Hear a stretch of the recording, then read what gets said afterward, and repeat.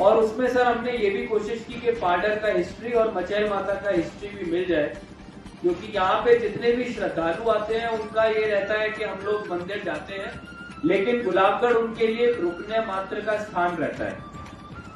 लेकिन अगर गुलाबगढ़ अपनी संस्कृति, अपने कल्चर, अपने हिस्ट्री को भी लोगों को दिखाएगा, तो मुझे लगता है वो रिलीजियस टूरिज्म के साथ साथ और भी बहुत सारी अपॉर्चुनिटीज को लाएगा।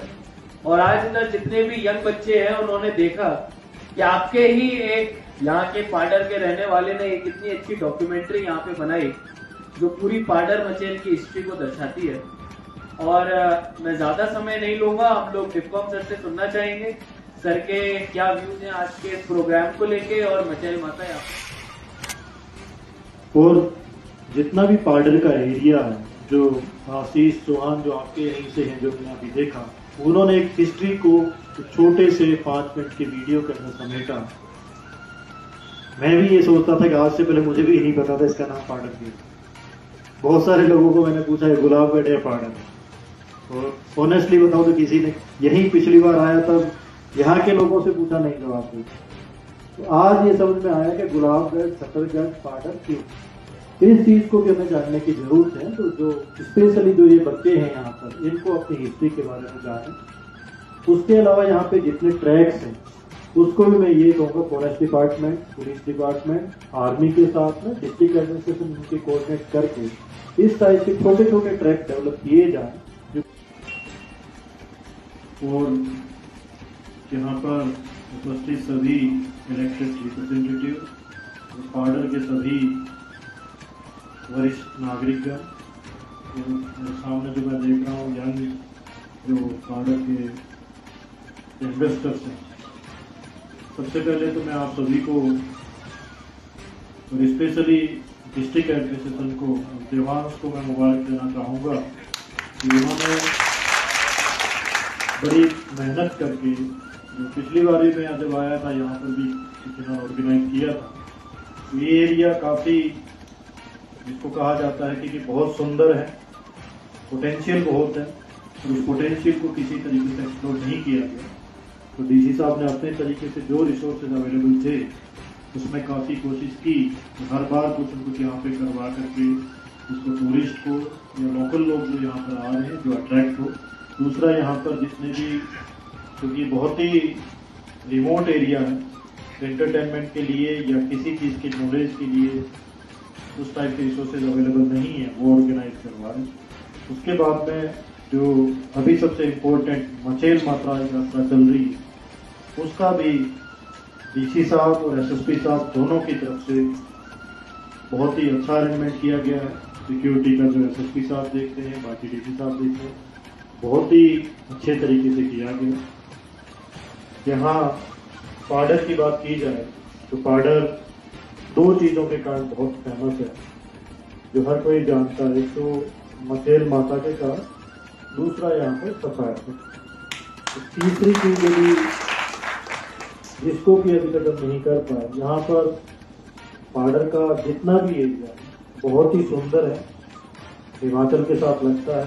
तो टूरिस्ट डेस्टिनेशन के रूप में बहुत ही अच्छी लोकेशन है कि जिसको हम आगे एक्सप्लोर कर सकते हैं, जिसमें डिस्ट्रिक्ट एडमिनिस्ट्रेशन कोशिश कर रहा है जिससे आगे किसी भी तरीके से लाया जाए। उसमें आप देखेंगे तो बहुत सारे काम हो रहे हैं।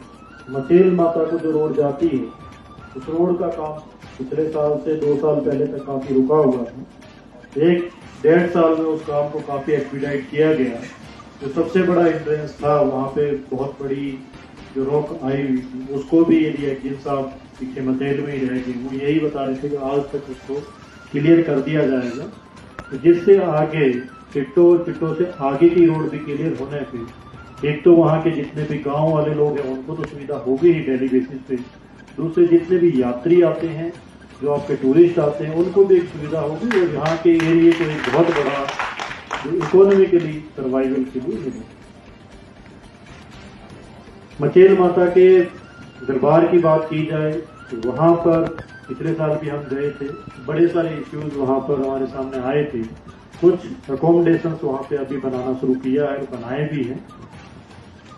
कुछ जो लॉजिस्टिक प्रॉब्लम रहती है, आप सभी को पता है कि वहाँ पे काम करने का एक सीजन बहुत कम होता है। दूसरा, उसके अलावा वहाँ पे हेड लोड बहुत ज़्यादा है। फिर भी हमने कोशिश करके इस बार 2 नए रूम वहाँ पर, तो उसके ऊपर प्रीफेब कंस्ट्रक्शन चल रहा है, वो भी मुझे लगता है डीसी साहब बताएंगे 2-4 दिन में कंप्लीट हो जाएगा। इसके अलावा स्पेशली मचेल और आसपास के गांव में 2-3 गांव हैं जहाँ पर बहुत बड़ी प्रॉब्लम रहती थी कि पावर सप्लाई की, वो ऑन ग्रिड थे, पर ऑन ग्रिड होने के बाद में भी क्योंकि कट ऑफ एरिया था, वहाँ स्नोफॉल के टाइम में बहुत बड़ी प्रॉब्लम होती थी।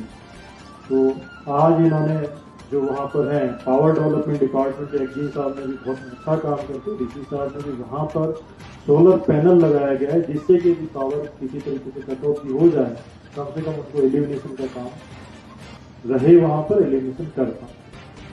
आसपास के गाँव में जहाँ पर मुझे बताया गया कि 2-3 गाँव है, जो कुछ बुद्धिस्ट विलेज है, तो और विलेज है, वहाँ के लिए भी बड़ी कोशिश चल रही है इमीडिएटली, उसमें भी कुछ ही समय बाद में वहाँ पावर कनेक्टिविटी दे दी।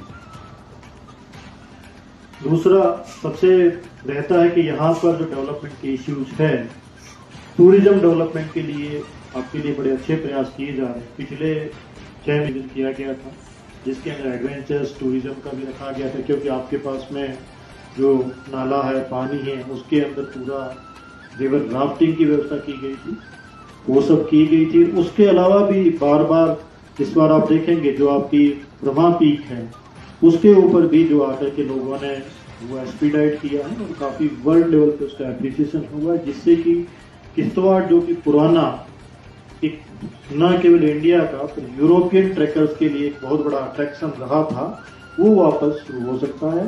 और उसमें सबसे बड़ा जो योगदान रहेगा, कंट्रीब्यूशन रहेगा, आप लोगों का रहेगा, जिससे होगा।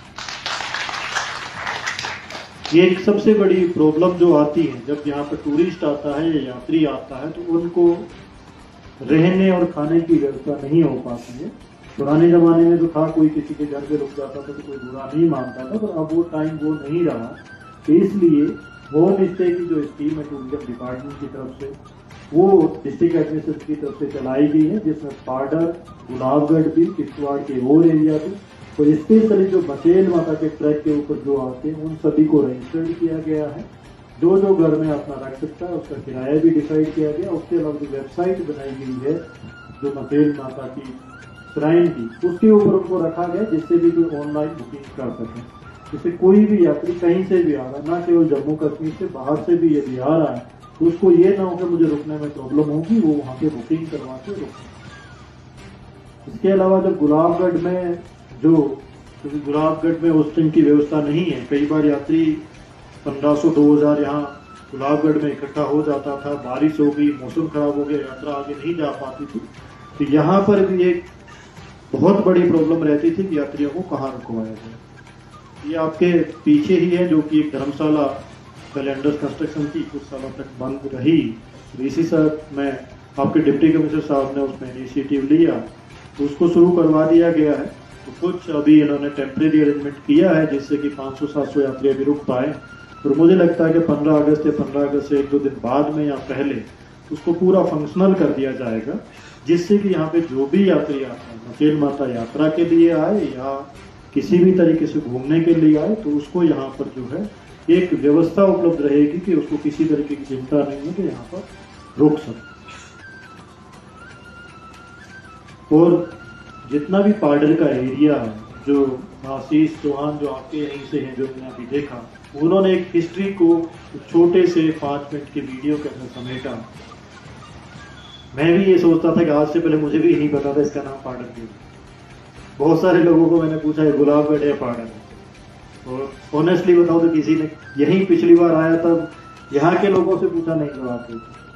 तो आज ये समझ में आया कि गुलाबगढ़, छतरगढ़, पाडर क्यों, इस चीज को भी हमें जानने की जरूरत है। तो जो स्पेशली जो ये बच्चे हैं यहाँ पर, इनको अपनी हिस्ट्री के बारे में जाने।